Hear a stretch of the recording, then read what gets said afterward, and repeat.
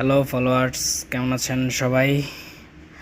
আপনি যদি nursing student হয়ে থাকেন কিংবা নার্সিংয়ে ভর্তি হবেন ভাবতেছেন কিংবা রানিং স্টুডেন্ট, সেক্ষেত্রে আজকের কথাগুলো আপনাদের জন্য গুরুত্বপূর্ণ।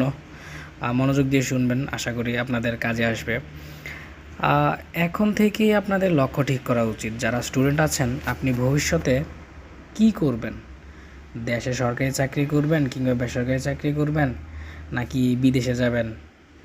এটা আপনাকে ঠিক করতে হবে। আর যারা বিদেশে যেতে চান, তাদের জন্য বিদেশে যাওয়ার আসলে দুইটা পথ আছে। একটা হচ্ছে স্টাডি পারপাস, একটা হচ্ছে জব পারপাস। স্টাডি পারপাস হচ্ছে আপনি ধরেন অনার্স করলেন, মাস্টার্সের জন্য বিদেশে যাবেন। এই স্টাডি পারপাসে গেলে আপনার খরচ একটু বেশি হয়, কিন্তু সময় লাগে না, সময় খুব কম লাগে, ভিসা পাওয়া যায় সুযোগে। আর আপনার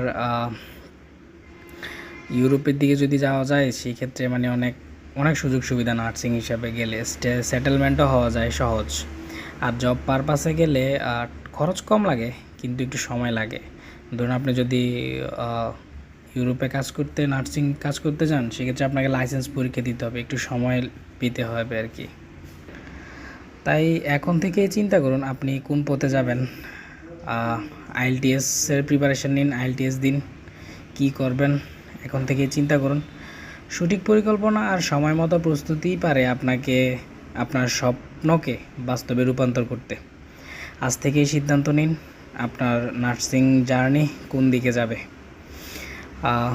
নিয়মিত স্টাডি টিপস পাওয়ার জন্য, দিক নির্দেশনা পাওয়ার জন্য ফলো করুন আমাদের পেজ। ধন্যবাদ সবাইকে।